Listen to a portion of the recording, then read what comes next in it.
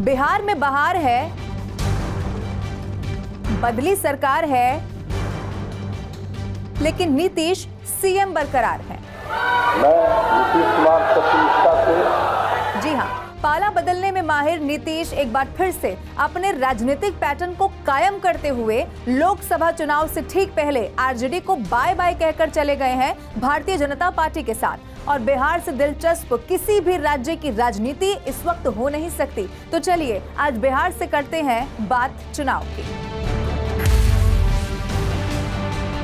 बिहार का राजनीतिक इतिहास कहता है कि ये नीतीश कुमार का राजनीतिक कौशल ही तो है कि जब वो आरजेडी के साथ जाएं तो वहां उनका फूल माला लेकर स्वागत हो जाता है, या फिर वो एनडीए के साथ सरकार बना ले तब भी दिल खोलकर उनका स्वागत कर दिया जाता है। अगर और सरल भाषा में समझिए तो बिहार की राजनीति सालों साल से नीतीश कुमार के इर्द गिर्द ही घूमती हुई दिखाई देती है। लेकिन 9वीं बार सीएम की पद की शपथ लेते हुए देखकर नीतीश कुमार को आपके मन में एक सवाल तो जरूर आया होगा ना कि आखिर नीतीश चुनाव से पहले ऐसा करते क्यों हैं? और सबसे बड़ा सवाल ये कि इस बार के लोकसभा चुनाव में इस बड़े बदलाव के बाद क्या समीकरण बनते हुए दिखाई दे रहे हैं।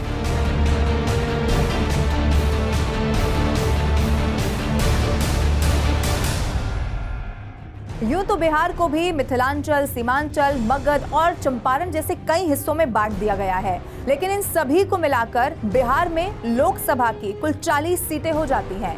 अब बिहार में लोकसभा की 40 सीटों का समीकरण क्या कहता है, ये भी जरा समझिए।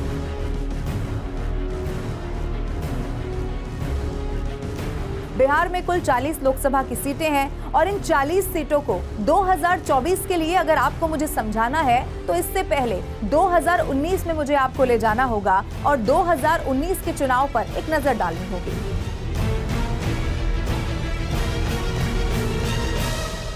तो सबसे पहले आप ये जान लीजिए कि 2019 में कितनी सीटों पर किसने चुनाव लड़ा और उस चुनाव लड़ने के बाद किसे कितनी सफलता मिलती है।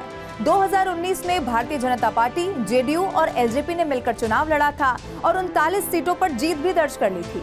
भारतीय जनता पार्टी को 17, जेडीयू को 16 और एलजेपी की बात करें तो 6 सीटों पर उस वक्त जीत मिल गई थी।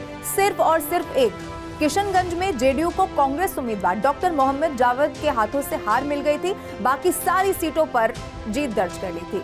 लेकिन अब सवाल ये है कि 2024 में नई सरकार का बिहार की इन 40 सीटों के लिए फॉर्मूला क्या होने वाला है, तो चलिए अब ये भी मैं आपको बताती हूँ।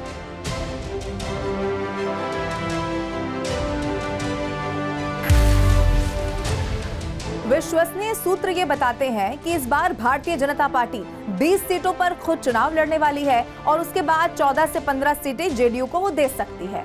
अब पार्टी के रणनीतिकारों का ये कहना है कि लोकसभा चुनाव के बाद बिहार में भारतीय जनता पार्टी अपनी पकड़ को मजबूत करने की शुरुआत करेगी। ऐसा इसीलिए क्योंकि नीतीश के बगैर भी उसके बाद वो अपनी स्थिति को बिहार में मजबूत रख सकेगी। लेकिन नीतीश की तरफ से जब ये कदम उठाया गया और इस फैसले के बाद आप ये मानिए कि बिहार में सियासी भूचाल सा आ गया। डिप्टी सीएम की कुर्सी से हाथ धोए तेजस्वी यादव ने तो ये दावा कर दिया कि 2024 में ही जेडीयू खत्म हो जाएगी। अभी खेल शुरू हुई है, अभी खेल बाकी है और मैं जो कहता हूँ वो करता हूँ। और आप लिख के ले लीजिए, जनता दल यूनाइटेड जो पार्टी है 2024 में ही खत्म हो जाएगी, ये निश्चित रूप से लिख लीजिए। उधर आप देखिए प्रशांत किशोर ने आगामी विधानसभा चुनाव के लिए जेडीयू को 20 सीट भी नहीं मिलने की बात कह डाली है। अगले विधानसभा चुनाव में नीतीश कुमार की दल जदयू को चाहे भाजपा के साथ लड़े, महागठबंधन में लड़े, अकेले लड़ जाए, 20 सीट नहीं आएगा। अगर आएगा तो ये आप लोग सब रिकॉर्ड कर रहे हैं, नोट करके रखिए। मैं जीवन में अपने काम से संन्यास ले लूंगा। बिहार की जनता के विद्वता पर मुझे इतना यकीन है।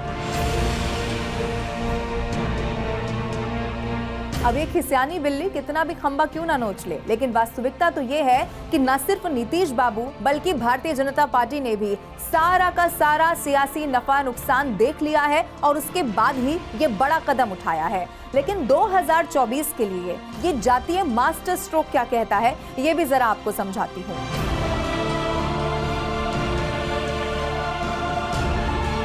बिहार में जातिगत समीकरण कितना ज्यादा जरूरी है उसका सबसे बड़ा उदाहरण जातिगत जनगणना को भी देखा जा सकता है।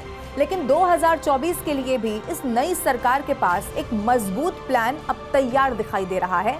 कैसे, आइए मैं आपको बताती हूँ।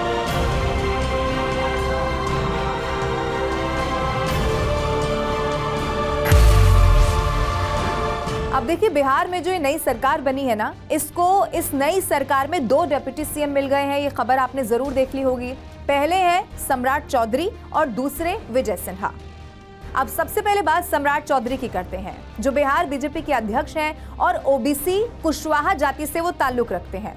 अब ये भी जानिए कि वो नीतीश कुमार की अतीत में खुलकर कई मौकों पर आलोचना करते हुए दिखाई दिए हैं। अब इन्हीं नीतीश कुमार की ताकत लवकुश जाति को माना जाता है। कुर्मी कुशवाहा जाति के लिए लवकुश टर्म का इस्तेमाल हमेशा से बिहार में किया जाता रहा है। सम्राट चौधरी को डिप्टी सीएम बनाकर भारतीय जनता पार्टी नीतीश कुमार के सपोर्ट बेस में घुस जाना चाहती है। अब सम्राट चौधरी ने नीतीश कुमार के साथ शपथ ली जब वो सिर पर, आपने तस्वीर देखी होगी, साफा बांधे हुए थे। अब मैं आपको याद दिला दूं कि ये वही साफा है जिसके बारे में ये उन्होंने कहा था कि ये तभी उतरेगा जब वो नीतीश कुमार को सत्ता से बाहर कर देंगे।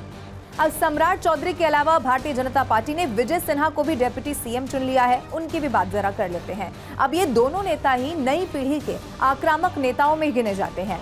विजय सिन्हा की मैं बात करूं तो भूमिहार जाति से वो ताल्लुक रखते हैं और बिहार में बहुत बड़ी तादाद में भूमिहार जाति से जुड़े हुए लोग रहते हैं और ये इस लिहाज से एक मजबूत वोट बैंक भी हो सकता है।